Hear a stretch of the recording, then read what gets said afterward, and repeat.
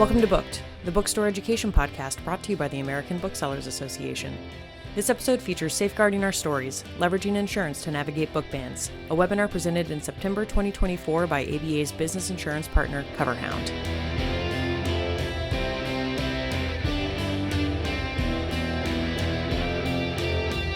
So we're really excited. Just looking at the names here, I don't recall seeing you guys, any of you in the other 3 webinars. So if you are new, welcome. If I'm incorrect about that, I do apologize, but I'm so excited that you're here again. And, we have been following the journey of Taylor and Whimsical Pages, and it has been a pretty rough year for them. They've had some stuff. On the bright side, though, they've learned a lot of lessons, and insurance has been there to help them throughout. And so we are grateful to be part of that story and part of the piece that's keeping Whimsical Pages alive. This is all fiction, just to be very clear. This is not a real bookstore. But if I were to open it, Whimsical Pages would be like a really good title. I feel like that would be like my bookstore name. So in Safeguarding Our Stories, which has been kind of the safeguarding piece is the overarching, we want to talk about banned books. It's obviously Banned Book Month. There's a lot going on. There's a lot of statistics around banned books. Even in the local bookstores I'm visiting, which are also ABA members, there's material and chatter about it. And we just felt like this was a really good end to something that's genuinely happening in the environment. So while Taylor and their bookstore is not real, the things that we're going to talk about in terms of things that we're seeing, things that have been communicated to us, problems that we understand bookstores are having, and bookstore owners are having, and the insurance piece of it is all real. So just to put that out there. With me today, I've got Felix. He runs our sales department. He's my VP of sales and distribution. We're going to be kind of talking to you about Taylor and the end of 2024 for their bookstore. Anything you want to add, Felix? Any questions, just drop them in the Q&A and I'll be happy to answer them as we go along. Absolutely. Thank you, everybody, for being here. All right. So when you think about book bans, there's a lot of things you think about, right? From a political standpoint, from a beloved, like treasured book standpoint, and some of the perceptions that come along with them and ways they're spun, all the things. But at the end of the day, there's actually a certain risk that as booksellers, banned books can pose to you guys as well. And that's from a business perspective. It can be from a safety perspective. So all of that is included in some of the things we're going to talk about, but how can they put booksellers at risk? What does that look like? And so I want to start off by saying that, at the end of the day, more and more books are being banned. And the stats we were able to pull, 4,000 unique titles were challenged and pressured in 2023, which is the highest reported number ever. We have some more statistics on that coming too. And really the increase to ban these things, it's affecting university students, libraries, booksellers like you, schools, obviously, like a plethora of things and people and communities even. But there's a couple of things from an insurance standpoint that, you can have risk for your business, and that's going to be property damage, business interruption. And we can kind of talk through some of what this jargon means. This is very insurance-y, but there's real life implications behind this and what these things mean. Threats of harm. Again, I don't want to be an alarmist, but there absolutely have been reports of people threatening harm to bookstores and places that house these books, employee assault, and then potential legal action. So really, all of these things are not good. It's all part of the climate that we are navigating and advocating for in terms of our books. But these things, they can result in a real personal impact. Sometimes the banned book piece is a big social issue, but these can have real implications to your safety, to your pocket, all of those things. And that's why we want to kind of come here and help you navigate and understand how insurance is an asset and safeguarding that. So let's talk about how you can feel prepared to face the unique challenges that book bans bring with confidence. And that's where we go to Taylor at Whimsical Pages. So Taylor owns a bookstore called Whimsical Pages. Taylor cares about fostering new ideas, literature through reading, and serving their community. This has been a staple of Taylor's vision since they started Whimsical Pages. So throughout all the stories, this is why Taylor's here. This is what they love to do. And I think most of us can relate to that. Most bookstore owners can relate to that. Book bans have been on the rise. They necessarily haven't restricted what, Taylor is legally allowed to sell or what they're seeing every day, but it is part of the climate that they are in, which again, I think most of you may relate to. So as we think about Taylor, we introduce the, whimsical pages. We want to also talk about like what's going on, right? So we talked about 4,000 for 2023. We're at 10,000 between 2023 and 2024 school year. So that's more than double. If last year was 4, we're now more than 8, just to make that really simple math. And it's concerning because if we're going to use this to predict the future, it means it's going to get hairier and hairier. I always think back to Parks and Rec. I don't know if there's any Parks and Rec fans here, but I think back to when Twilight was a topic in that show. If you remember, if you're like a fan like me, and yeah, more and more we're having to navigate what this means in an interpretation of something and whatnot. And so all of that's already stressful, but it's adding to it. It's compounding at this point, which means there's more opportunity for something to happen and more risk out there, which is why we're having this conversation. So kind of going back to Taylor, we want to talk about whimsical pages, and we want to talk about Taylor's been part of this community for many years. Some of you may be new. Some of you may have been in your community for many years. Whimsical Pages is a beloved local establishment. We've established that this person's been around for a long time. They've done a lot in the community. And really, they can't imagine they would be at risk for books. Like they've got their regular customers. They understand what they sell. Like everything has been pretty great for the most part, right? And so for them, this is not something they can imagine that would truly impact them from a business standpoint. They know their customers, they know their community. However, the confidence and the community's love for Whimsical Pages is about to be challenged. Whimsical Pages is vandalized. Late one night, the unthinkable happens. Books at Whimsical Pages are damaged by a few community members claiming that the titles harm children and should not be in bookstores. Taylor's hurt, they're shaken by the incident, and really concerned about what this future means. Like, this is not something, Taylor's been through a lot. Taylor's had roof damage. Taylor's had an employee be injured. What else has Taylor gone through, Felix? They've been through some stuff. Some cyber incidents. Oh, cyber. Thank you. Yeah. I did forget. Mm-hmm. I completely forgot about the cyber attack that Taylor went through. Mm-hmm. So while all that has happened, the community has really rallied support and even in some cases funded Taylor to stay open. But this is very new for Taylor, and this doesn't feel safe. But amidst the chaos, Taylor remembers that Whimsical Pages has a business owner's policy. They're like, aha, like I've called upon my cyber, I've called upon my work comp, and I've called upon my BOP. Or their property, excuse me. So now we're saying like that business owner's policy, I should think about that. Specific coverages kick in to recoup the destroyed inventory, cover cleanup expenses and income loss from a 3-day closure, and manage reputational harm. So all in all, there was an incident. It was unfortunate, but the business owner policy stepped in and said, don't worry, we've got you. And at the end of the day, from a fiscal standpoint, Whimsical Pages was made right. What does that even mean? Well, Taylor lost 5,000 inventory as immediate property loss for Whimsical Pages. The business owner insurance bundled into Taylor's business owner policy covered physical damage to books, to business inventory like books. So ultimately what we're saying is the books themselves that were damaged were covered. There was also business interruption. The people who destroyed Taylor's inventory left a big mess behind. I'm sure you can imagine if you walked in and books had been destroyed by whatever means necessary, you're probably not going to be open that day, right? Like at least at that hour at a very minimum. For Taylor, that meant a few days to a week to be fully operational again. So think about having a week where you can't sell because of an incident. That's what business interruption covers. And so business interruption coverage is part of Taylor's business owner policy. It kicks in, which covers the expense of downtime and lost income. So for the days that Taylor couldn't sell, we're looking at what was the average and how can we make things more right. And then there's damage to third-party property. While cleaning up, Taylor realizes that some of the books on consignment have been damaged. Taylor's Bailey coverage kicks in. Bailey coverage is a real fancy word to say third-party property.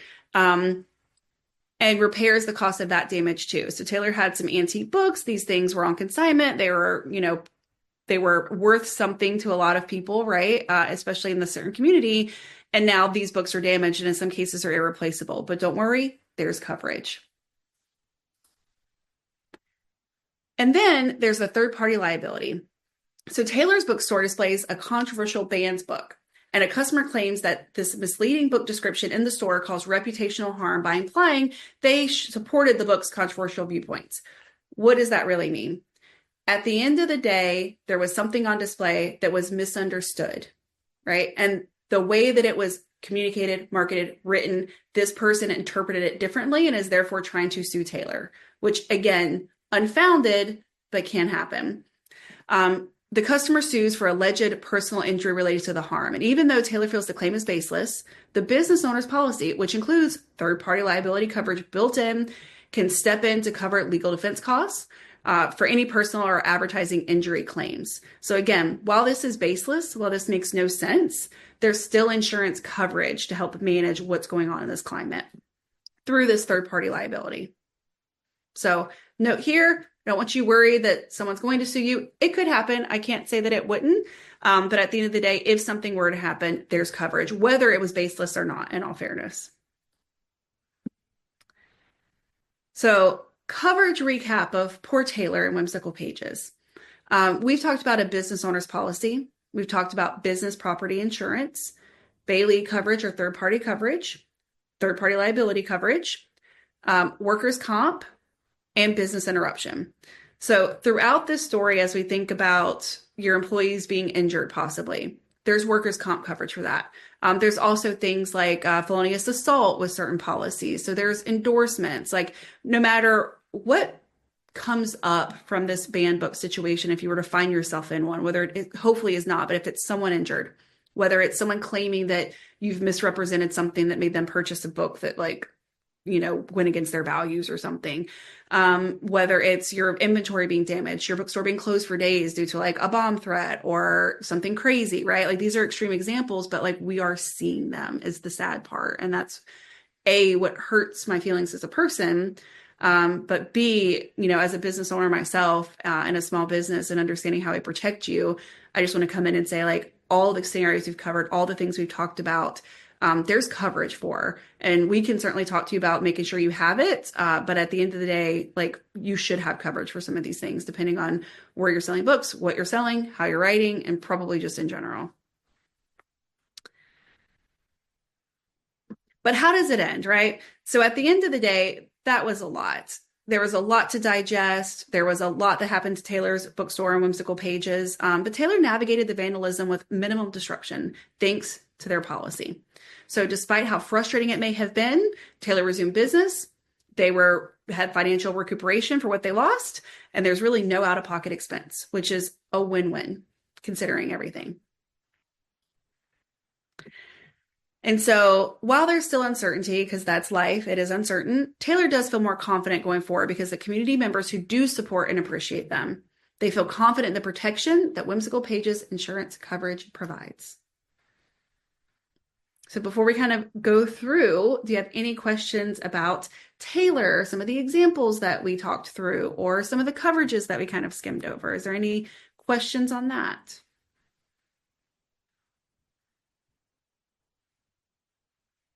Nope. All right. So I want to kind of go through, that was our story. We always like to tell the story of Taylor. We really want to talk about like the navigating insurance pieces and like how you can think about some of the things that we talked through, examples that we went through, and how you can really protect yourself. Like that's what we're here to tell you. So there's a few things to know, like there is like the booked ban piece, right? Where you don't know you're carrying books. There's this perception. As bookstore owners, I know a lot are talking about bans and ways to support their beloved books or what it means and advocacy and all that. And so we just want to make sure that if you do take a stand against banned books, which, we will support, we understand, like we're here for you, talk to your insurance agent about like how your coverage can help you. And if you're protecting yourself well, and like, we can help you with that. We can help you evaluate, like, what are the specific risks? What activities you're participating in? Are you having an event that's a banned book event, right? Like that's probably going to be a much bigger ask. There's a bigger risk, and we'd probably recommend different things, depending on where you're at, your climate, like your overall exposure, all that good stuff.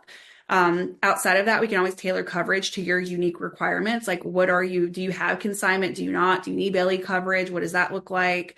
And then just really review your coverage and make sure that it's in alignment with the evolving needs. Things change. What you do changes. What you sell changes. The books that are written changes. So how is that shifting? How are you growing or even scaling back in some ways? And how can we make sure we're keeping you protected? Outside of that, like if you do plan to take a stand, we always want to say like seek legal advice and security for your store. So like if you're feeling strong about that and you've got assets that you want to protect while navigating that, it's really good to kind of maybe talk to a lawyer. If you're going to have an event that's specific for banned books, like maybe talk to security. And I think those are just like hygiene pieces outside of insurance.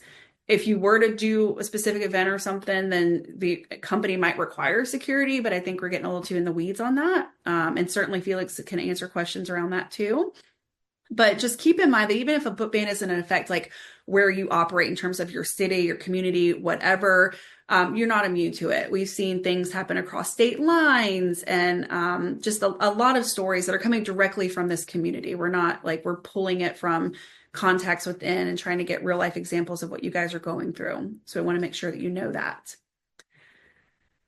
And with that, we are done. The floor is open. Felix and I are yours. We can talk about this. We can also answer any other insurance questions that you guys might have, whether it's related to banned books, something else, burning question, whatever.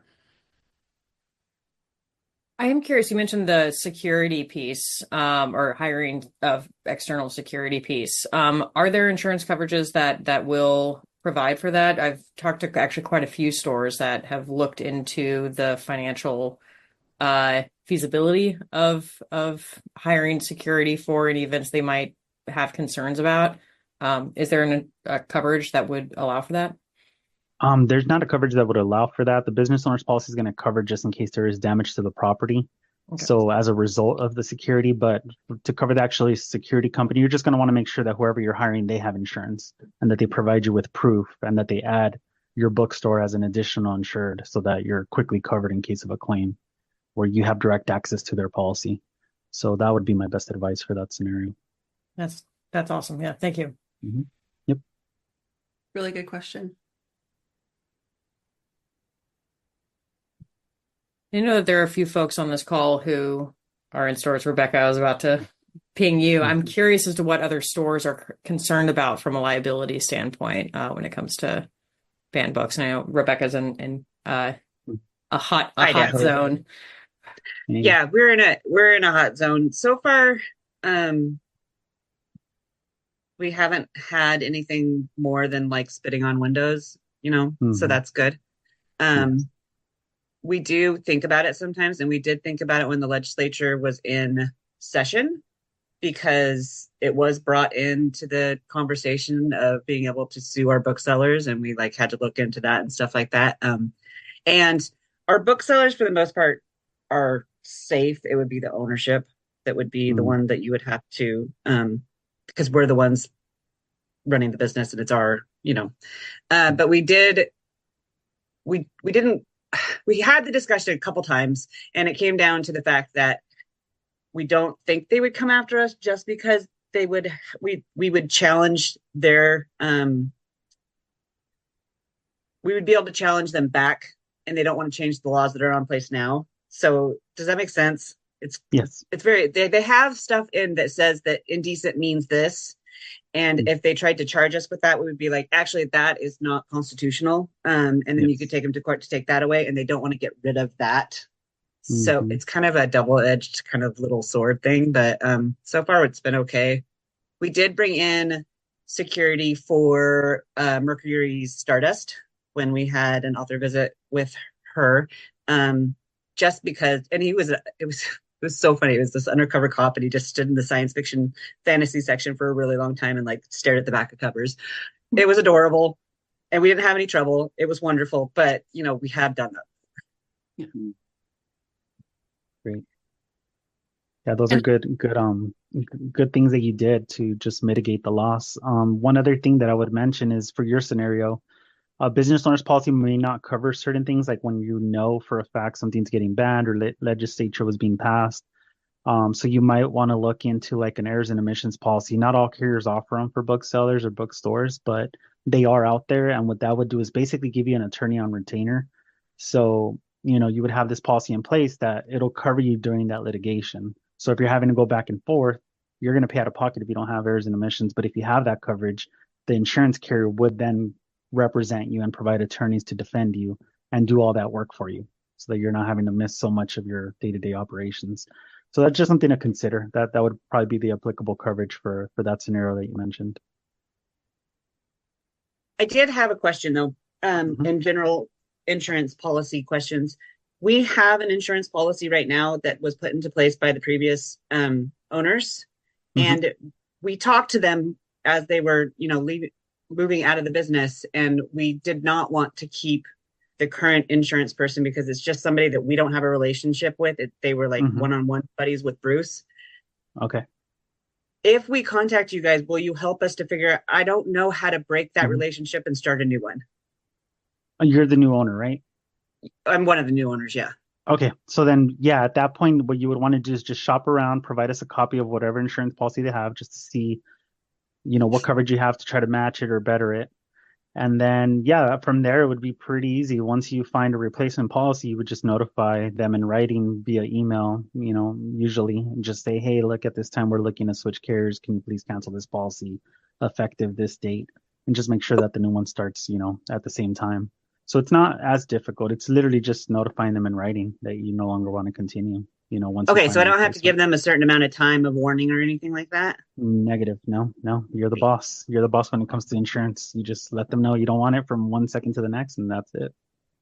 And we would, when he says you shop around, we can do that for you. So it's not, we would, literally. And like for the email too, we can help you format it, but it really is easy. And we can look at options and tell you, like, is it better to wait at the renewal? Is it better to do now? Like, once we see it, we can give you a little more guidance.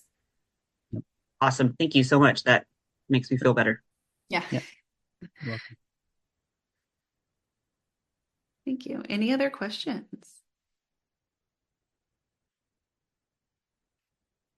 Has anyone experienced anything? It sounds like Rebecca hasn't, or heard of another local bookstore that has, or anything. I hope not. I just was wondering if there were any real life examples on the call. Well, we're here for you. So if something does come up, whether it's banned book related or otherwise, and you're just wondering, like, is there insurance play here? Feel free to reach out. If you're wondering, is your coverage adequate? Feel free to reach out. We're big proponents of having what you need. We think insurance should be an asset. It shouldn't necessarily take away from being able to run the business, but it should be supporting you in it. And so we're pretty even keeled about listening and actually saying this is really what you need, and you could probably wait on this or not. So if y'all do need anything, please let us know. And Rebecca, you can reach out to Felix directly if you'd like and send him a copy of the contract. If you want to make it easy, you guys can hop on a call, whatever works. Exactly. On this last page is our contact information, so that way you have it. That's what I was going to ask for. Never mind. Yeah. You can just email Felix directly. Yeah, I'll be happy to help. And we have a website here too that you guys can take a look at. It's just got some information. It's got some downloadable cheat sheets to help you with things like audit. We've heard a lot of audit feedback recently. So we can talk through that too. In our actual conversations, we're hearing it. And so we can talk through, maybe that's something for next year to be able to do something specific on. But yeah, if you guys need anything, please reach out. But you've got some resources on this page too.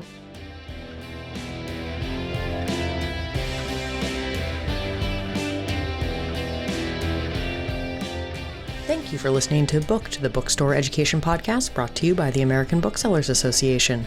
Don't forget to subscribe to the show on your favorite podcast app. Additional educational resources can always be found on the ABA website at www.bookweb.org. Happy reading!